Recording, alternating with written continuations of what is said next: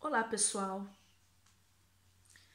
Bom, eu assisti os últimos vídeos do Afonso do canal Ciência de Verdade, refutando Michelson Borges e o tal do Lutz, que fez um documento aí refutando a Terra plana, né?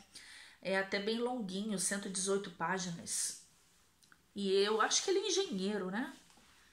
Bom, ele fez esse documento, tem vários argumentos e tudo, e brilhantemente o Afonso refutou muitos, né? Boa parte desse documento.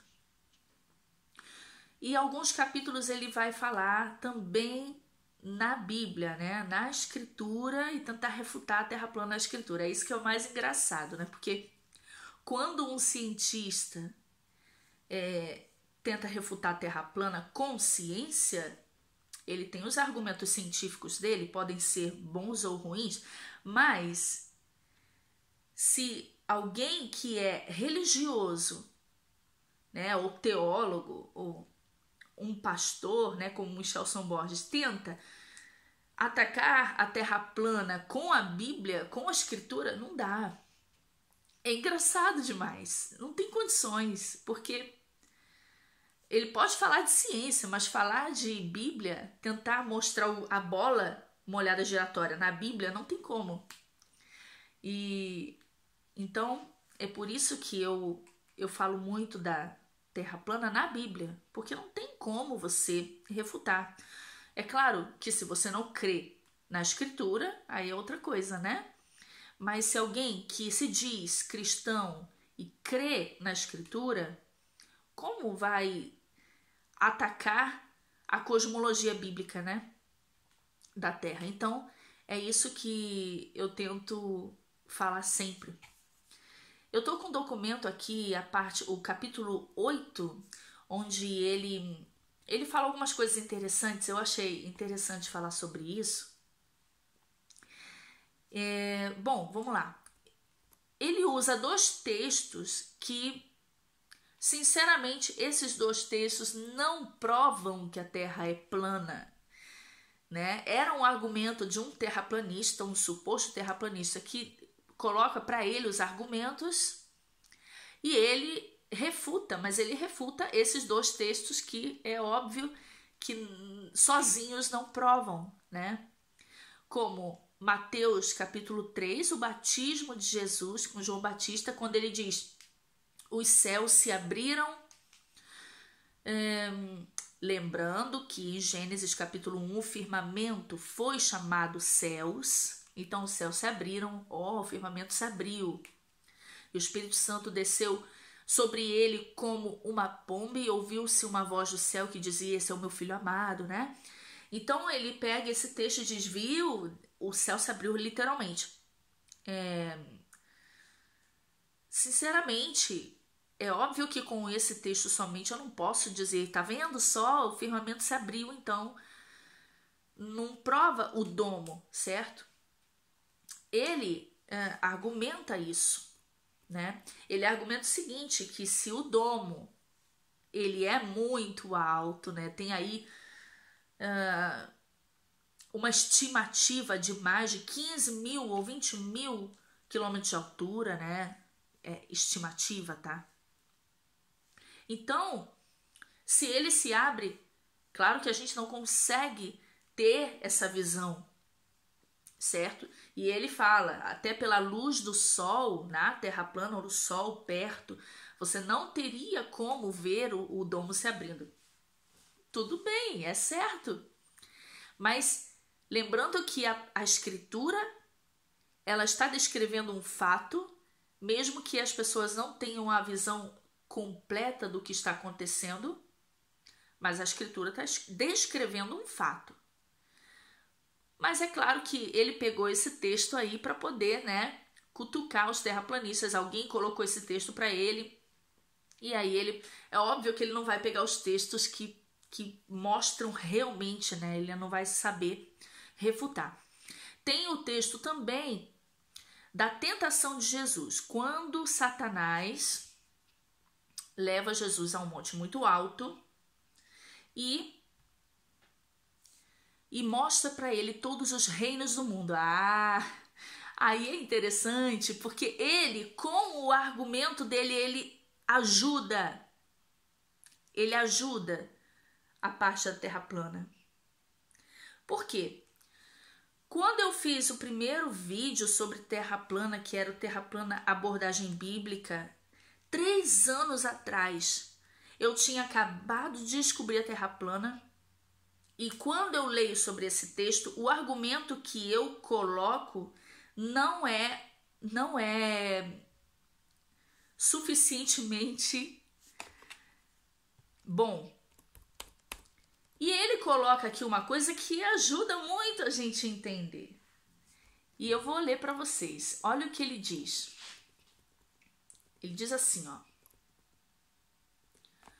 Quanto à parte em que Satanás leva Cristo a um alto monte de onde mostra todos os reinos do mundo, essa parte merece análise mais cuidadosa. Sendo assim, é importante analisar o original em grego, pois traduções frequentemente perdem ou modificam detalhes dos textos. Em alguns casos, esses detalhes são significativos. O texto de Mateus 4, versículo 8, está assim. E ele coloca ali o versículo em grego, né? A palavra traduzida como montanha ou monte, e ele bota ali a palavra em grego, que realmente admite esse significado, mas também tem o sentido de elevação ou um ponto muito alto. Olha que interessante. Ou seja, o que ele está dizendo aqui é o seguinte, não necessariamente era um monte, porque mesmo a montanha mais alta do mundo, você não tem a visão de toda a Terra, certo? Então, justamente, mesmo que ele fosse até o Everest com Jesus, ele não teria a visão literalmente de toda a Terra, porque ele teria que subir mais. Ele teria que subir mais para ver uma boa parte dos continentes e os reinos do mundo. Então, ele explica que no grego, essa palavra monte, montanha, quer dizer também uma elevação muito alta. Satanás poderia, ou seja, ele está querendo dizer que levou Jesus voando para uma altitude considerável para poder enxergar, né, boa parte da Terra. Mas isso ajuda. Quem explica isso aqui mostra que sim, isso aqui é possível na Terra plana, não na Terra globo. Você, por mais que suba, você não vai ver toda a Terra, mas a Terra plana sim, né? Na Terra globo não consegue. Mas olha, gente, o argumento que ele usa. Ele diz assim, essa passagem essencialmente diz que Satanás levou a Cristo numa altura muito, muito grande, de onde foi possível ver todos os reinos, toda a sua glória. Note-se que, mesmo na hipótese da Terra plana, não seria possível visualizar os reinos em si de uma altura que desse para ver todos.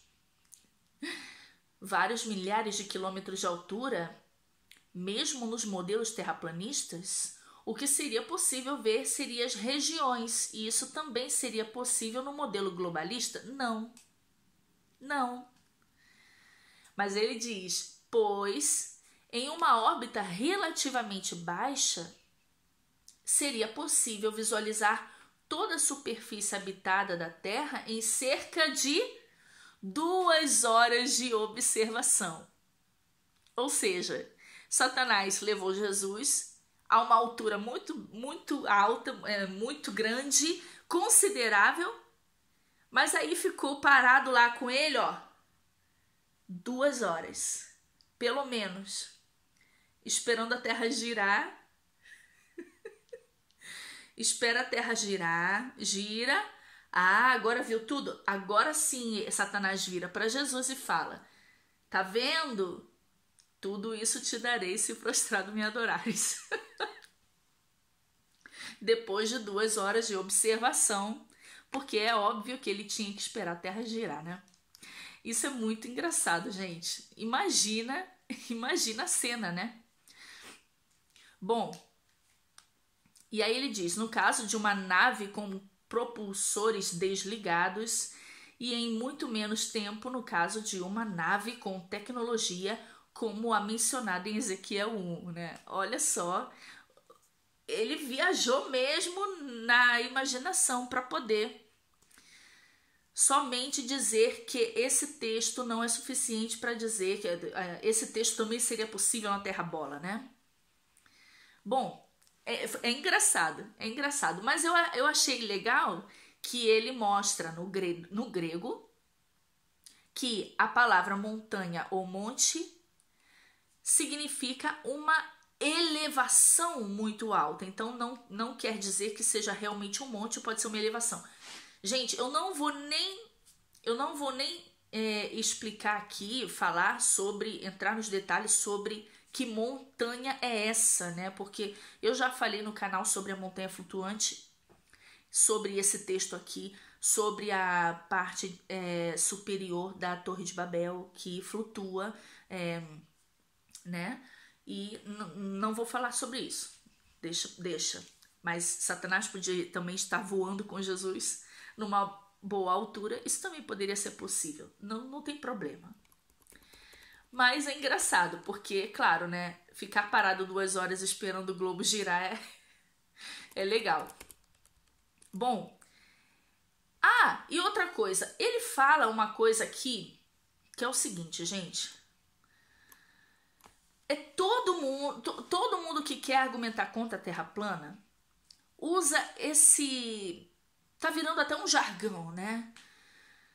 É o seguinte, a gente mostra na Bíblia que a Bíblia descreve como é a cosmologia bíblica, que Deus criou, como é a terra, como é o céu.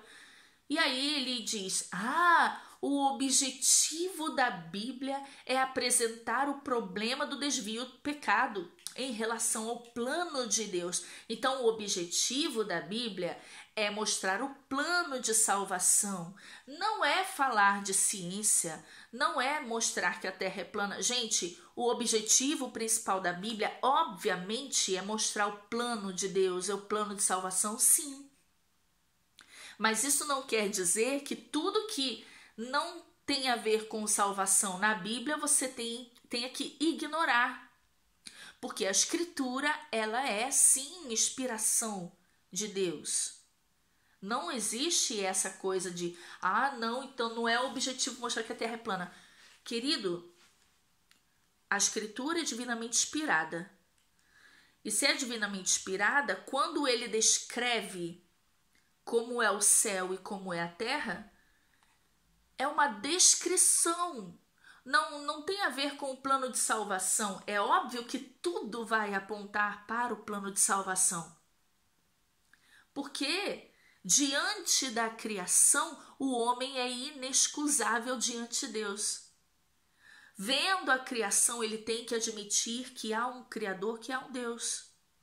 E nisso, quando a Escritura descreve a criação, obviamente isso dá glória a Deus, ao Criador, e aponta para o plano de salvação de Deus. Então, essa falácia de o objetivo da Bíblia não é falar de ciência, o objetivo da Bíblia é mostrar toda a verdade de Deus, né? Bom, é isso. Eu vou terminar por aqui para não ficar muito longo. E eu vou ler aqui agora os outros capítulos que eu tô curiosa, né? Vamos lá. Quando você lê Romanos capítulo 1, versículo 20, né? O homem é inexcusável diante da criação. A gente entende o porquê que a Bíblia descreve a criação. E desculpa, foi inspirada por Deus. Deus não ia errar. Deus iria descrever o globo se fosse a Terra um globo, né? Mas não está descrito assim em Gênesis 1. Está descrito que Deus criou um firmamento separando as águas acima e as águas abaixo. Ele fala de águas no subterrâneo, óbvio, águas abaixo. Tem águas. E o que é o abismo? O abismo são águas, profundidade de águas. E Deus está acima de nós. Sim, existe em cima e embaixo. Não existe relatividade na escritura e na cosmologia. Não, Deus está acima. Nós estamos na terra, abaixo tem um abismo. Acabou. No globo isso não funciona. O globo viaja a velocidades incríveis pelo espaço. Não funciona. Não é assim que Deus criou a terra. Fiquem com Deus. Até a próxima.